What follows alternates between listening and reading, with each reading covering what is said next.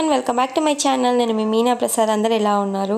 అసలు కాకరకాయ అంటే ఎందుకు ఇష్టం ఉండదో నాకైతే అర్థం కాదు. ఎందుకంటే మనం వండే విధానంగా వండితే కాకరకాయ కాదు ఏదైనా టేస్టీగా అవుతుంది అనమాట. ఈరోజు అయితే మంచి స్టఫ్డ్ కాకరకాయ చూపిస్తున్నాను, తప్పకుండా ట్రై చేయండి. తినని వాళ్ళు కూడా మొత్తం ప్లేట్ ఖాళీ చేసేస్తారనమాట, అంత టేస్టీగా ఉంటుంది. స్పెషల్ ఏంటంటే ఒక్క కాకరకాయ వేసేసుకొని అన్నం అంతా తినేయచ్చు, అంత బాగుంటుంది అనమాట.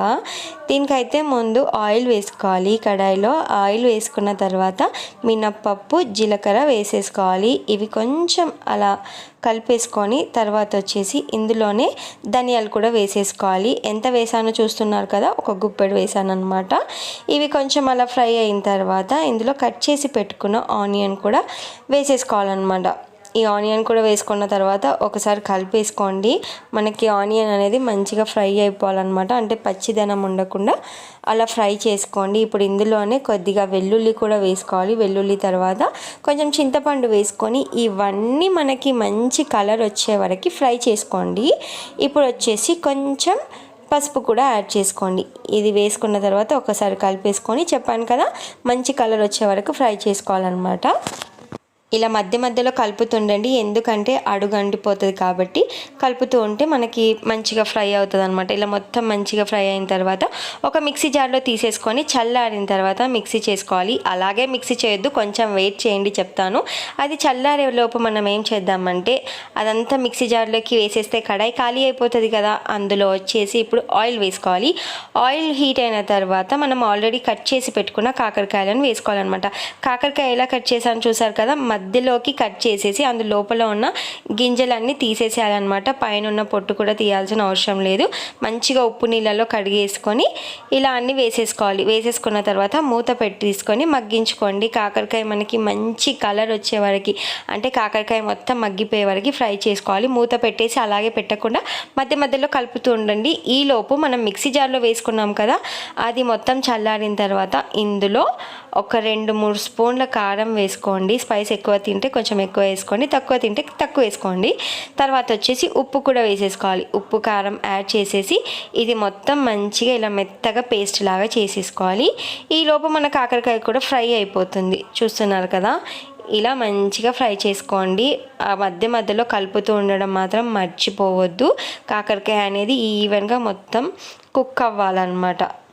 ఇలా కుక్ అయిన తర్వాత మనమైతే ఒక ప్లేట్లోకి తీసేసుకుందాము.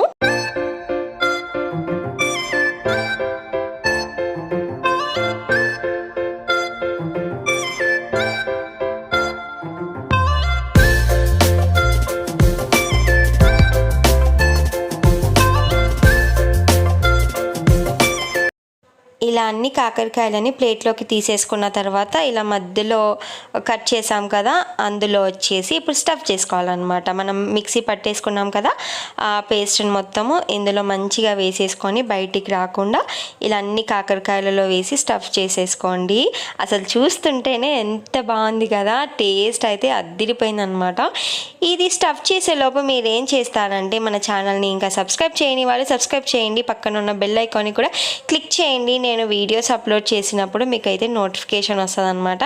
అలాగే వీడియో నచ్చితే లైక్ చేయడం మాత్రం మర్చిపోవద్దు. చూసారు కదా, అన్నిట్లో అయితే ఇలా మంచిగా స్టఫ్ చేసేసాను అనమాట.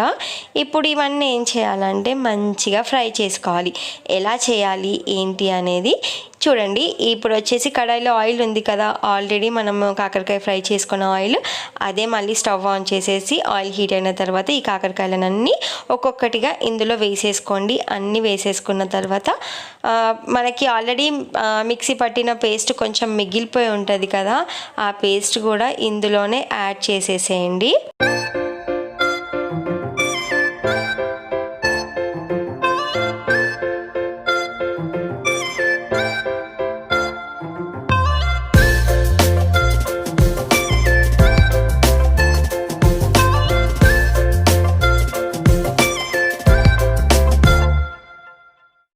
చూసారు కదా, ఇది మిగిలిపోయింది కూడా ఇందులో యాడ్ చేసేసుకున్న తర్వాత ఒక్కసారి కలిపేసేయండి.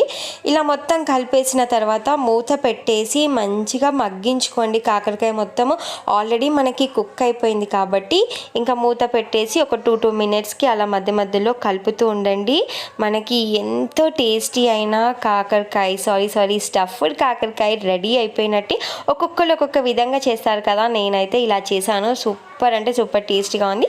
తప్పకుండా ట్రై చేయండి. ఎలా వచ్చిందో కామెంట్ చేయడం మాత్రం మర్చిపోకండి. ఇంకొక వీడియోలో మళ్ళీ కలుద్దాం. అప్పటి వరకు బాయ్ బాయ్.